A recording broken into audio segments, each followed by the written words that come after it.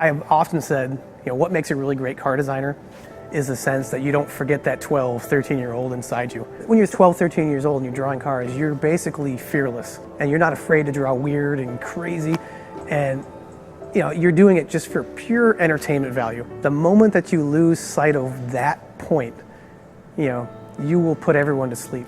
So keeping that thread of that inner 12, 13-year-old kid who's not afraid to take chances, that's what makes a really good designer, and that's what makes a really good car.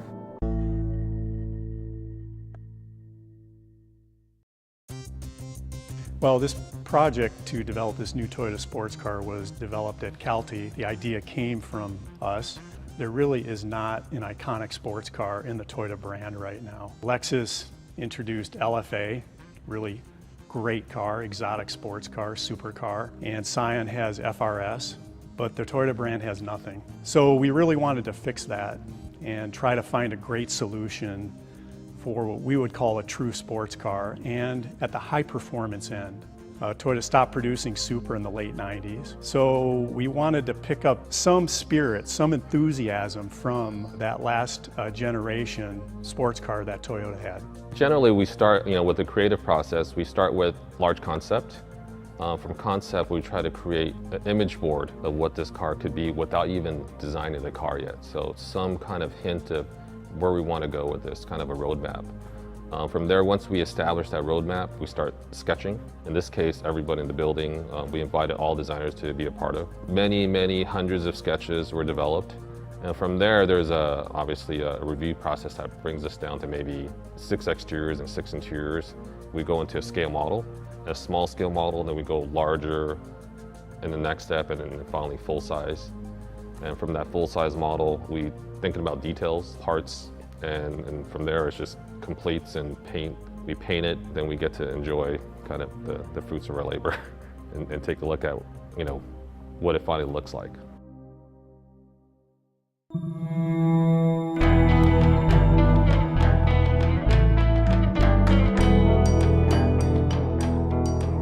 The name is FT-1.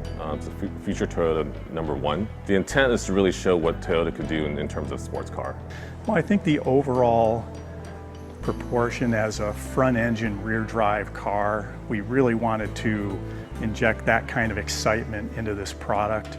Supra and the entire lineage of the 2000 GT they were always straight sixes. And while we're not saying what engine's going in this car, we wanted it to give the impression anyway that it's in the lineage of that straight six motor. So there's a long dash to axle. Cabin architecture is very snug and tight. The track is out really wide and engine set low. I think those are all key attributes of not only the last generation Supra, which I think is the most iconic Supra, and also the Toyota 2000 GT. So the inspiration for the vehicle, a lot of it came from understanding the fact that we're trying to create an authentic sports car. We wanted to kind of employ the things that to be realistic and believable for a vehicle of this type. You create your own unique design alchemy for the interior that provides, I think, a completely unique taste for the viewer. The steering wheel is kind of the first piece of this kind of information setup that we have. There's a small screen on top that actually has your shift light, it has your prindle that runs through, and it has your modes. We have 2 controllers, 1 per side, and the idea is that you can drive this car at speed and then still operate kind of the functions that you need to for a real car, not just for racing. The heads-up display, we call it the HUM heads-up meter. We tested out some heads-up displays on fighter jets. We kind of got the idea that this is clearly kind of the best way to go. They're not constantly looking down, they need to be looking ahead. Well, you want to be keeping your eyes on the track in front of you, so all of the meters should be directly out ahead of you. FT-1 has kind of unique interior architecture. We call it the slingshot architecture. So the idea is that when you're sitting in the seat, which is an unusual design unto itself, you're actually the projectile in that design. The seating design is very purpose-built, very much like the interior. There's only soft padding kind of where you need it. Everything else is hard shell.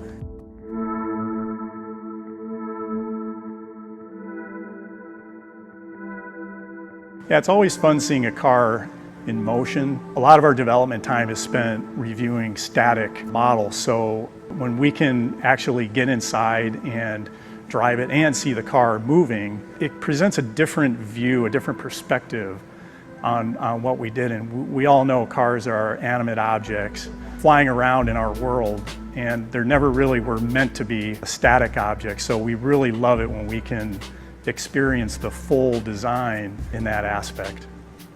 When we see it in person at the end, I think that's kind of the icing on the cake for all the designers, that if we did the right thing, and I think that in this case it was pretty stunning. Hopefully, it gets people's kind of blood, temperature kind of up and excited about.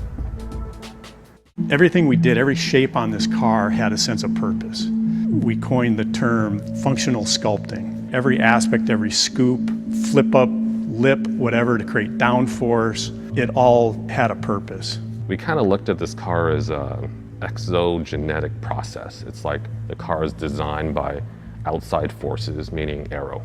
And the designers kind of use their hands to, create a shape that feels like that. It's almost like an erosion process that creates this. And at the tips of everything, every form, there's a trip edge that controls the air to create more downforce. Every designer feels a slave to the compromises sometimes. At this point, this car is one of those cars that going into it, it's all excitement. But this car actually, I think, exceeds my expectations of kind of how it could possibly come out. Collectively, we had such a strong concept, really just an amazing kind of groupthink where we all kind of had the same philosophy coming together. And that was, it goes all the way up the ladder. Everybody had the same intention for the car. This is exactly the kind of car that you envision yourself creating when you're a little kid and you're doing all your doodling on your notepads in school. It's the kind of car that you always sketched. So from that point of view, it's taken a while to get to that point. Toyota as a company, we kind of got out of the sports car business for a while.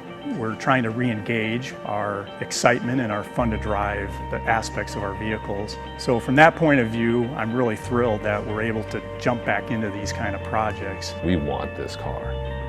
We want this in our garage. We want to wash it, we want to touch it, and we could say we're a part of this big project that hopefully has a lot of historical value to bring back a sports car in the Toyota brand. I think that's kind of the big goal, from our perspective.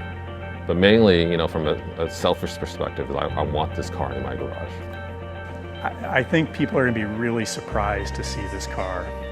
It's been a long time since we've had a sports car of this magnitude, a proposal that we've thrown out there and said, hey, what about this? When this car rolls out, it'll probably be dark, maybe the headlights will be on, maybe you can pick up a bit of the silhouette of the car and you understand immediately what kind of animal this is. And that's when the reaction starts. I think if we can achieve that, then it's pretty successful.